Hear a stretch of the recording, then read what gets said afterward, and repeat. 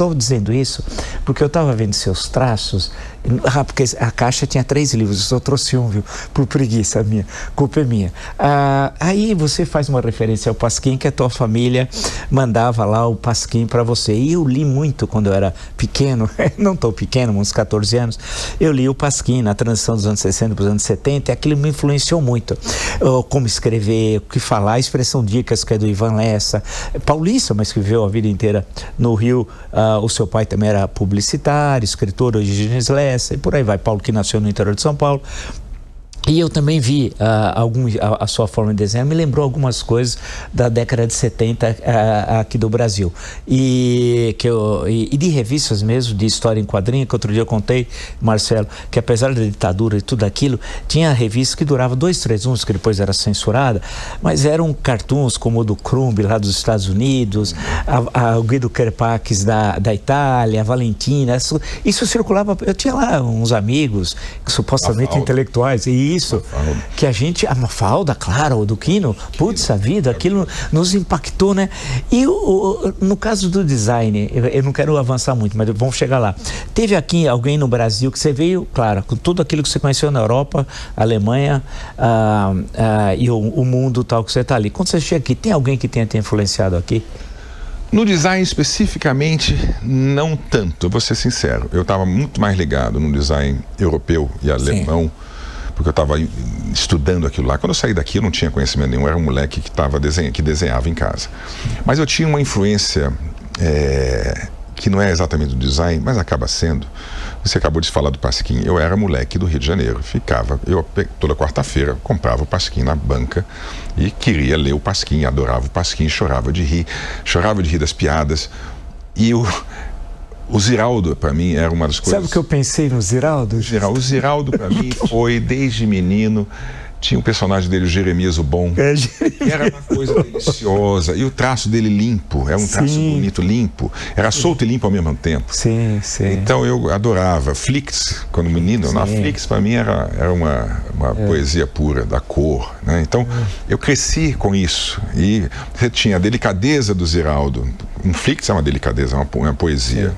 E ao mesmo tempo você tinha a acidez do Pasquim, conseguir ter todo esse espectro de sentimentos dentro do mesmo artista. O Ziraldo, para mim, sempre foi meu ídolo. E quando eu cheguei aqui, eu tive a chance na DM9 mais tarde de fazer uma campanha junto com o Nizam para a Antártica, que era a Paixão Nacional. Eu falei, deixa eu ligar para o Ziraldo e vou pedir para ele qual é a expressão, o que ele acha que é a Paixão Nacional. Ele fez um desenho que hoje, se eu publicasse, seria um anúncio, seria provavelmente cancelado, e ele também, mas e foi uma delícia. Eu bati muitos papos com ele, gostava muito dele e sempre admirei. Então, se não é exatamente o design clássico, mas foi da comunicação, com um traço você comunicar tanto.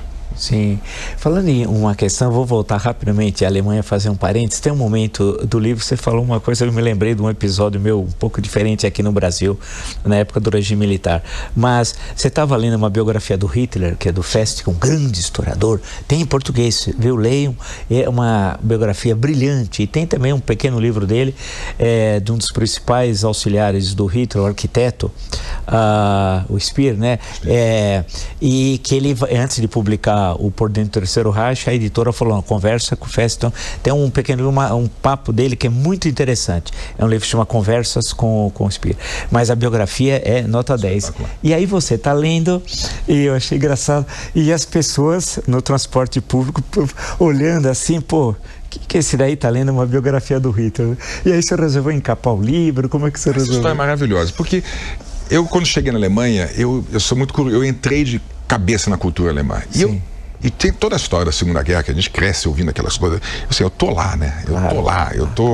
Eu ando ali no centro de Munique, é onde o Hitler tentou o golpe de Estado em 22 ali. Ele tentou fazer aquele primeiro putsch dele que ele tentou, e depois morreu um monte de gente, ele foi preso e tudo, ali depois que o Mein Kampf. Então aquilo tudo, eu estava vivendo, aí saiu, exatamente naquele momento, saiu o livro do Joachim Fest, que era Hitler. E o título do livro era Hitler, grande, garrafal. E é um livro pequenininho, mas escrito Hitler.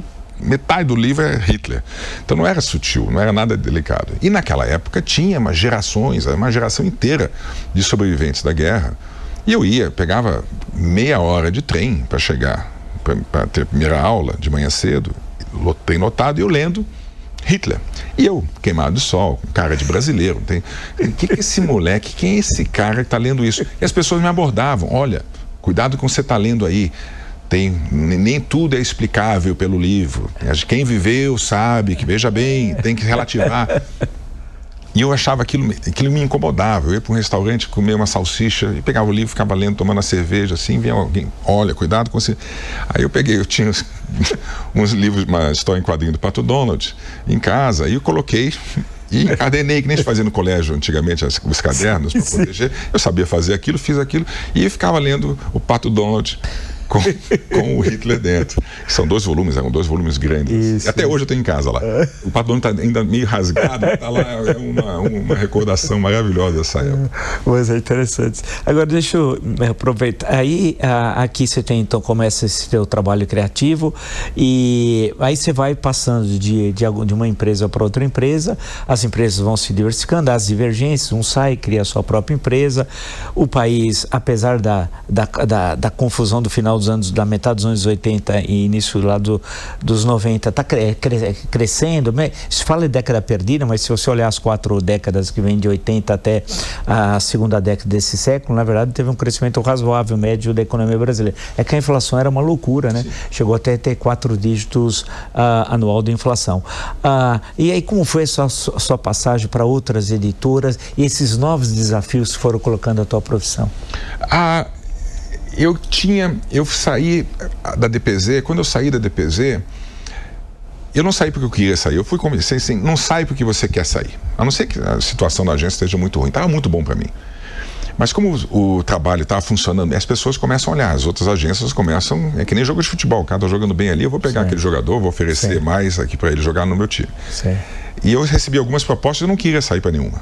Porque a DPZ, para mim, era o suprassumo da qualidade de um ambiente de trabalho que eu podia florescer. Nas outras agências eu tinha medo de receber de novo aquele, isso aqui não é nada, é alemãozinho, não sei o quê. Então eu estava muito bem ali. E apareceu o Nizam, que me estava montando a DM9. Na época com o Duda Mendonça ainda, ele tinha acabado de comprar a marca da DM9, que é uma agência do Duda Mendonça na Bahia. E ele me chamou e falou assim, eu pago exatamente o que você ganha na DPZ, mas eu vou te dar a chance de você montar uma empresa de design. A gente vai ser sócio de uma empresa de design, junto com outro designer que é muito amigo meu, Roberto Tipola, e vocês vão fazer todos os trabalhos de design para todos os clientes e para clientes de fora. E vocês montam um escritório separado da agência, e você faz um trabalho de propaganda e de design. E aquilo me acendeu a vontade de ser dono do meu próprio nariz, coisa que eu sempre quis fazer. E aí foi uma bela desculpa para sair. Saí e fui. Fizemos a empresa de design, funcionou durante um ano e pouco, deu muito certo, fizemos trabalhos bacanas, fizemos logotipos para o Guaraná Antártica, reformulação de embalagens, era muito legal. Mas eu percebi que eu gostava mesmo de propaganda. Eu gostava da bagunça da propaganda, eu gostava mesmo da rapidez de pegar um briefing e ter que responder, tem um problema seríssimo, tem que apresentar para o presidente da companhia uma ideia que o cara fala, olha, que maravilha, vou colocar 20 milhões na televisão, 10 milhões não sei aonde, vamos vender. Isso me fascinava. E essa repercussão que o trabalho da propaganda tinha, de milhões de pessoas verem aquilo ao mesmo tempo, era muito gratificante. O design é mais lento, é mais devagar. E aí eu fui na DM9, e na DM9 foi espetacular, sensacional. E aí eu tive lá na frente a percepção. E o próprio Nizam tinha me oferecido uma participação na agência, pequena, mas uma significativa para mim. E eu fiquei pensando, será que eu quero ser pequeno aqui? Ou eu quero ser grande em algo, pode ser até menor do que a DM9, mas eu queria ser um pouquinho mais independente. E apareceu os americanos com a UMAP, no caso do Alex Piricinoto, que tinha uma sociedade com a BBDO, que é uma agência americana. E o Alex, de uma maneira absolutamente única na história da propaganda brasileira, quis fazer a transição da agência, que fez um sucesso absurdo nos anos 60 e 70, para o tempo moderno, que é contra o Nizam, Washington, e nos chamou, né, um grupo de pessoas que estavam na DM9 para se tornar sócios da BBDO, da americana, e aí você ser dono do seu negócio.